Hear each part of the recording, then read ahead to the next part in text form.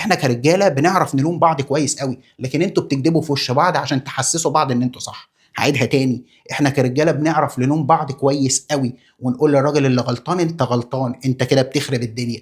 لكن انتوا بتحاولوا ان انتوا تكدبوا على بعض لمجرد ان انت تقولي لها الله ينور يو ار كوين، دي عملت وخلت وسوت، فانتوا بتموتوا في الكذب على بعض. احنا مش كده. اهلا بيكم، معاكم احمد الحارس، وهنا بنتكلم عن ازاي تحسنوا من العلاقة كل يوم عن اللي قبله. استمتعوا بحلقة النهاردة.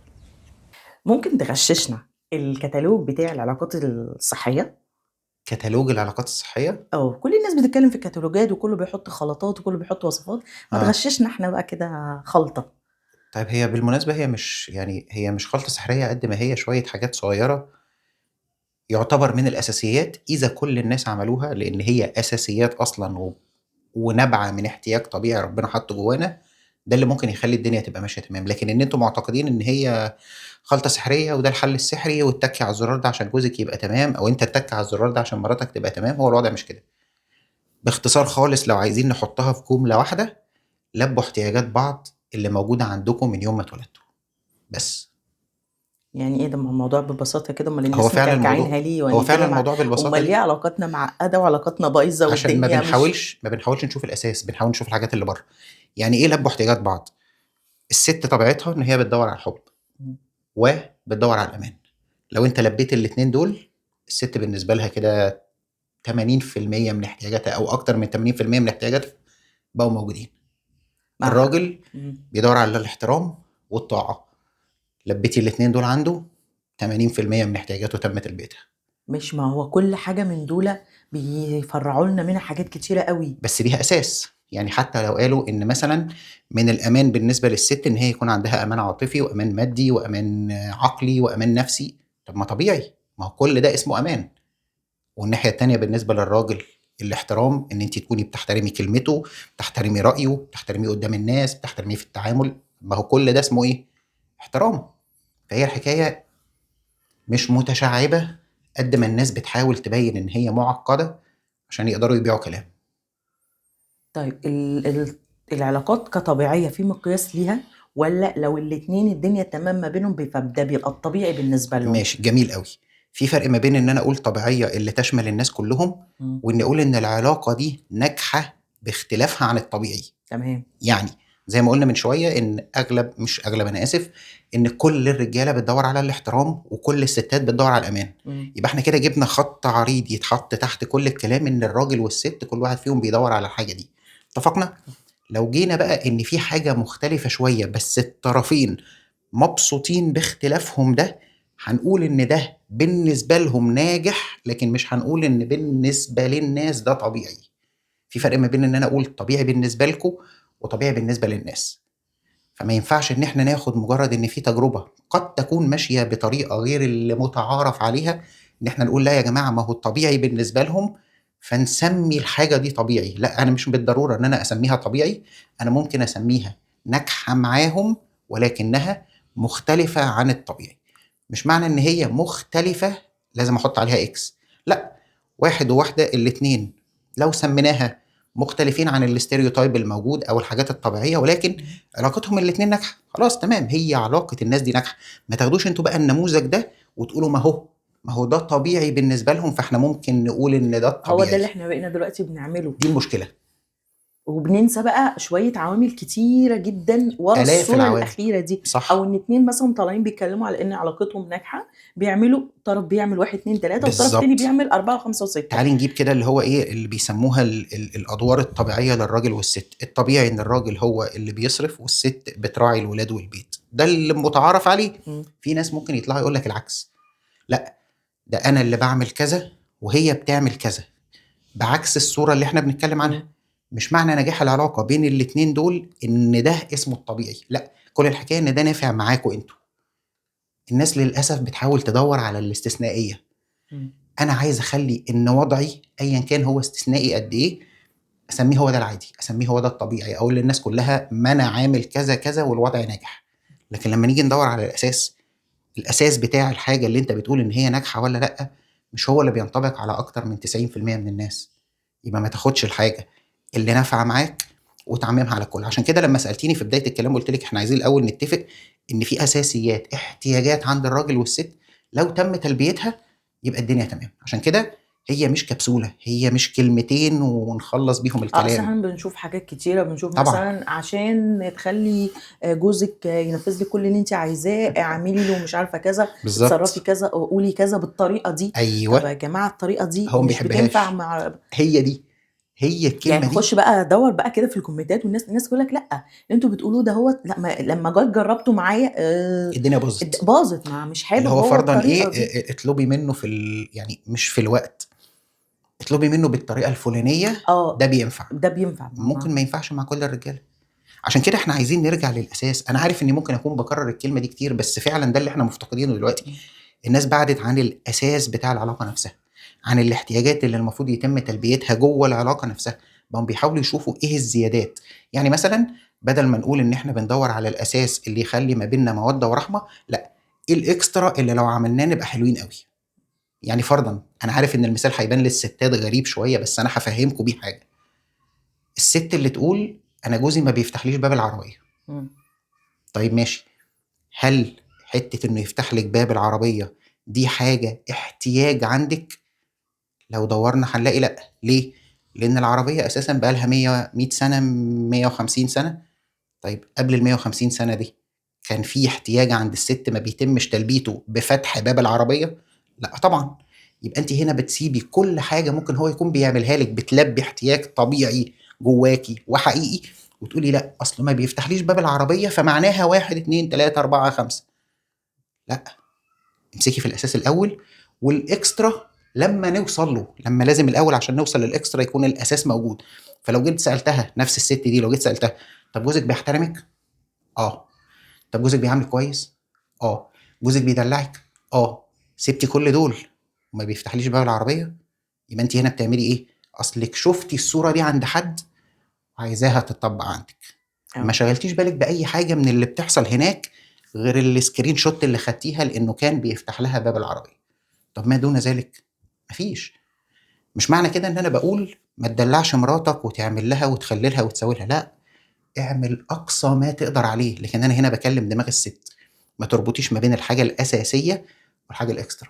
ما تسيبيش الحاجه الاساسيه وتروحي للحاجه الاكسترا وتحطيها في وشه تقولي له اصل انت ما بتعمليش كذا. طب وباقي الحاجات؟ عشان هنا لما بنرجع نقول الكلمه اللي للاسف بتضايق اغلب الستات، اللي النبي عليه الصلاه والسلام بيقول تكفرنا العشير، هي دي. اول ما بتلاقي حاجه مش كويسه تقولي له انا عمري ما شفت منك حاجه. النبي عليه الصلاه والسلام هنا مش بيقول ان الستات وحشه، بل بالعكس، بيقول للستات خلي بالكم تفكيركم العاطفي بيخليكم ساعات تشوفوا الامور بشكل مش كويس. فيا بنات الحلال ما تبصوش للامر بالطريقه دي، وبصوا له بطريقه مختلفه. ونفس الطريقه برضو للراجل. اه طبعا. يعني طبعا. في راجل يعني في واحده مثلا الاحترام بتاعها بيبقى بطريقه معينه. بمعنى معلش. يعني مثلا كان منتشر قوي موضوع في الاعياد عند ثقافه بلد ما، مم. ان مثلا في العيد لازم تبوس ايده، مصورينها وهي بتبوس ايد. في ناس بالنسبه لها ده مش تعبير عن الاحترام، انا ممكن احترمك قدام الناس واحترمك بالكلام واحترمك بالتقدير، فهو بيبعت لها نفس الصوره دي. مم. لا بصي الناس بتحترم بعض طب ما انا اقول لك ازاي. على حاجه احلى، هو كده غلطان في حاجه صغيره، ان هو بيقارن بصوره تانية. طب ما تخليك انت ذكي يا ابن ما هو الحلال. نفس الفكره. قول لها لا، الفرق هنا بقى ليه تقارنها بصوره تانية؟ قول لها انا عايزك تحترميني بالشكل ده، انا عايزك تعملي لي كذا. ليه لازم نعمل اللي هي ايه الهنتات، وان انا اجيب لك حاجات مشفره وارميها ما هو انا ما واقول لك اعمل ينفعش كذا؟ ليه؟ انا برضو، كراجل ده سهل بالنسبه ما لي. انا ما ينفعش، ما انا ما بقول هو اهو، انا كراجل ده سهل بالنسبه لي، انا عايز مراتي تعمل لي كذا هروح لها مباشره. انا بتبسط لما بتعملي لي كذا وعايزك تعملي لي كذا. خلاص، شلت من عليها وجع القلب، شلت من عليها ان هي لا قدر الله تحس ان انا بقارنها بواحده تانية، شلت من على نفسي ان انا لازم اعمل الغاز عشان هي تفهم. ما هو ده طب ما ما اقول لها ينفعش مباشره. برضو، لا. ليه ما يعني ينفعش؟ مش كل حاجه بتتقال، يعني مثلا انا مثلا بتحب بالطريقه الفلانيه، مش هاجي اقول للطرف مش هاجي اقول للشريك اللي معايا مم. ان انا بتحب بالطريقه الفلانيه. لا ثانيه بس، اللي احنا بنتكلم عليه هنا فعل تم مقارنته بسبب ثقافه مختلفه. فانت بتقولي اي قيس الراجل بقى على كده شافه. حاجات خلينا كتيره. نمشي حبه حبه. فانت بتقولي الراجل شافه فبعته لمراته وقال لها ده ومش بصي بيعملوا شرط ايه. الفعل ده، ممكن في ناس زي ما انت جبت مشهد فتح العربيه، مم. في قيس بقى على كده مشاهد كتيره. ماشي، خلينا م- دلوقتي عند الرجاله عشان انتوا بتزعلوا، فانا مستعد ان انا ارد عن الرجاله. ان ممكن راجل ماشي، برضو بيجيب واحده بتطيع جوزها بطريقه معينه، ما انا لسه قايل له ايه، بتعامله بطريقه معينه، مش لسه شرط قايل له الثقافه ايه. مختلفه، حلو جدا. بس هي بالنسبه لها ده لا انا ما اعملش هنا ده. بقى، هنا ايوه، بس ده اقفي مش بقى معنى هنا. ان انا مقصره في اصبري اصبري التعبير اصبري عن اصبري. النقطه دي لا لا عندك. لا، لحظه واحده بقى. انا هنا قلت لك اول ما هو شاف حاجه قلت له خليك صريح وقول لها لو انت عايز ده قول لمراتك مباشره انا عايز ده، صح؟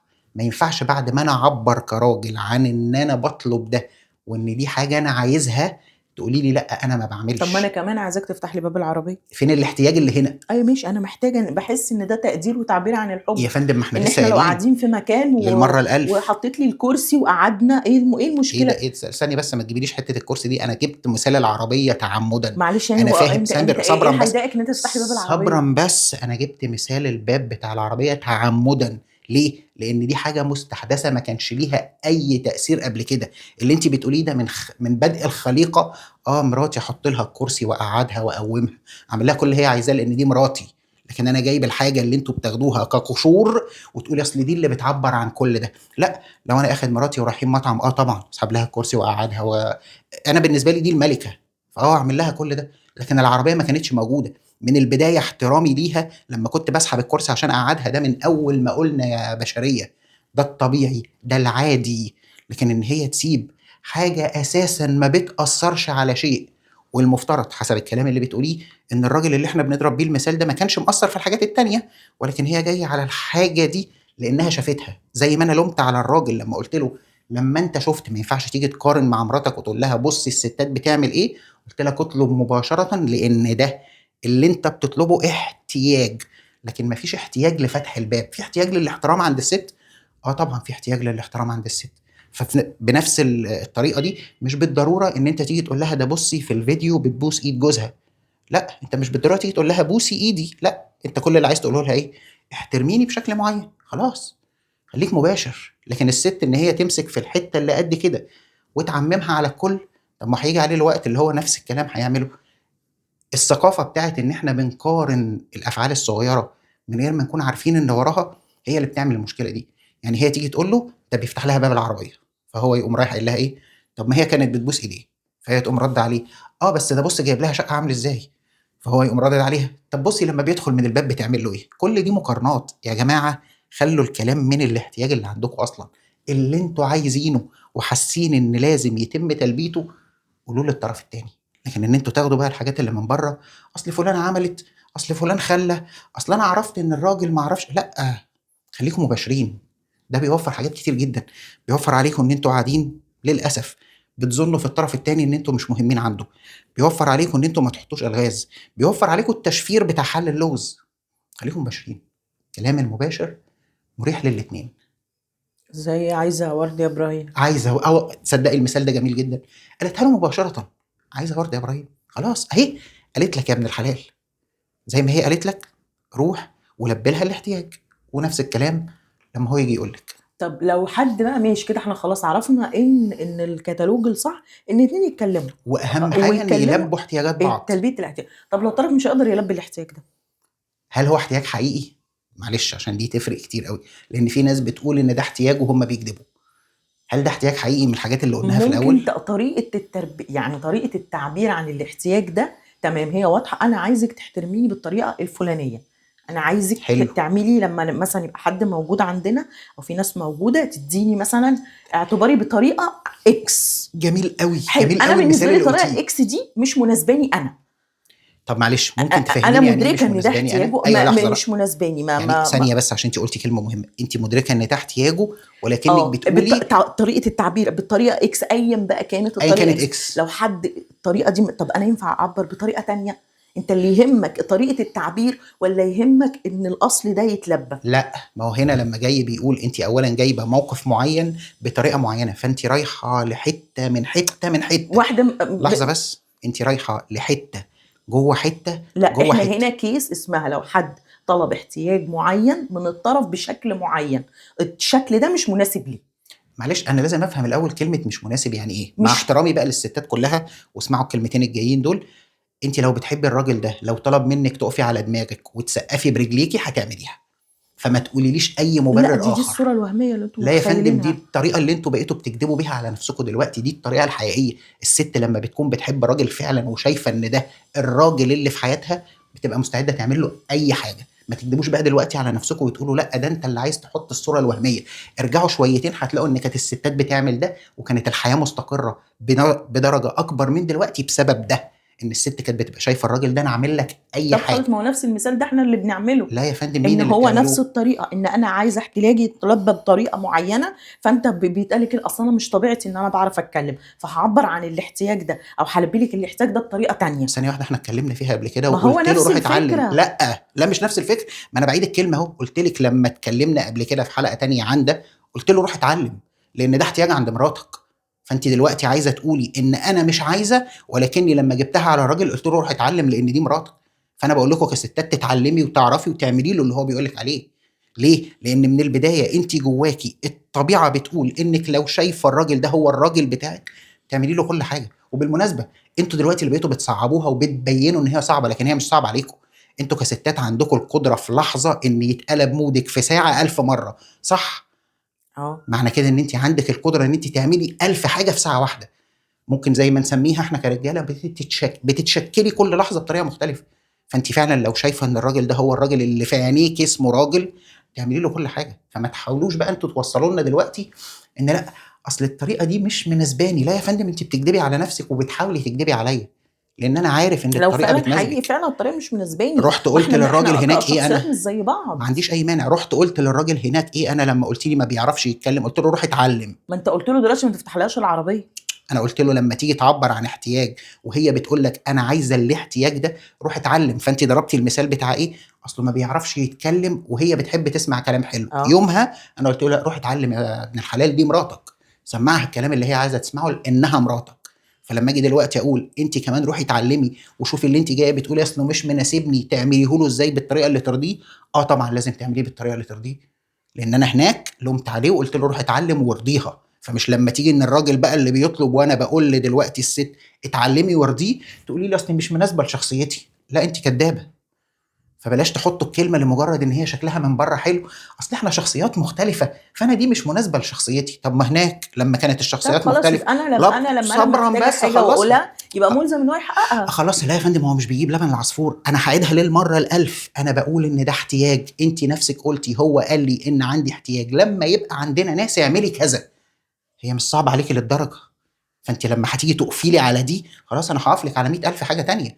انا لما كانت الدنيا هناك عليه صعبه وما بيعرفش يتكلم، قلت له روح اتعلم، روح واضغط على نفسك لان دي مراتك وبتقول لك انا بحب اسمع كلام حلو، فلبي لها الاحتياج ده. فلما هو يجي بقى من كل السيناريوهات اللي ممكن تعمل، انت جايبه استثناء جوه استثناء جوه استثناء. يعني ايه الاستثناء الاولاني؟ ان في زياره عندكم في البيت اصلا. تاني حاجه ان قال لك انا عايزك تتعاملي بالطريقه الفلانيه وقت الاستثناء ده. طب ما تعمليها له. دلوقتي بقت صعبه، دلوقتي بقت مش هقدر، دلوقتي بقت اصل شخصيتي. خلاص اتعاملي بقى مع شخصيته زي ما هي، زي ما جالك في الاول لما يقول انا ما بحبش اقول كلام حلو، امسكي بقى دماغك واخبطيها في الحيطه. لكن انا هناك لومته وقلت له يتعلم. فانا بقول لك انت كمان لازم تتعلمي، لان اساسا طبيعتك انك بتحاولي تبقي مرضيه للطرف الثاني اللي انت بتكوني شايفاه راجل. وبعيدها تاني، طبيعه الست انها عايزه الراجل اللي هي بتحبه تعمل له اي حاجه. وانا فاهم ان انا بقول كلمه اي حاجه لاني اعنيها، تكون عايزه تعمل له اي حاجه. فما تكدبوش بقى دلوقتي وتحاولي تاخدي دور الراجل. اصل لا انا ما بعملش، انا ما بخليش، انا ما بسويش. لا، انت مش عايزه تعملي. وبالمناسبه، والكلمه بقى اللي كلكم بتضايقوا، لو واحده مش عايزه تعمل يا ابن الحلال، في 1000 ممكن يعملوا. روح واتجوز التانية والتالتة والرابعة. لا، ده مش سلاح بقى ده، لا الله هو ينور مش عليكي. عقاب بقى، انا مش احسن عشان. كلمه قلتيها. لحظه، لا، انا عايزه عايز تتجوز ابروز. روح اتجوز لحظه خلاص، بس، انا انا عايز ابروز مش هقعد الكلمه تحت دي التهديد. خالص. ما انا بقول لك، انا لما انت قلتيها دلوقتي انا عايز ابروز الكلمه اللي انت قلتيها. الجواز التاني مش سلاح، لكن لو الراجل مش مرتاح يروح ماشي، ما هو يتجوز. انت برضو نفس الطريقه عندك الاوبشن ده. انا بقى لو انت ما لبيتليش احتياجاتي، قلت له ما هو انا ما قلت، اروح انا انا ما بقى كمان سبتش. اهد ما انا لسه البيت بقول لك اهو، ما انا او ما اشوف لي شقه سبتهالوش. تانية. انا ما سبتهالوش. احنا كرجاله بنعرف نلوم بعض كويس قوي، لكن انتوا بتكذبوا في وش بعض عشان تحسسوا بعض ان انتوا صح. هعيدها تاني، احنا كرجاله بنعرف نلوم بعض كويس قوي ونقول للراجل اللي غلطان انت غلطان، انت كده بتخرب الدنيا. لكن انتوا بتحاولوا ان انتوا تكذبوا على بعض لمجرد ان انت تقولي لها الله ينور يو ار كوين، دي عملت وخلت وسوت، فانتوا بتموتوا في الكذب على بعض. احنا مش كده. فانا لما كانت هناك قلت له اتعلم واعمل وسوي، لان انا عارف ان الست اللي اسمها مراته ليها حق عليه، لكن انتوا ما بتعملوش ده، فبلاش كذب. لو هو مش مرتاح يروح يتجوز، ولما كنت انت مش مرتاحه قلت له اتعلم، وقتها كلكم سقفتوا، وقتها ما فيش ولا واحده ست اعترضت لما قلت له لا انت اللي غلطان.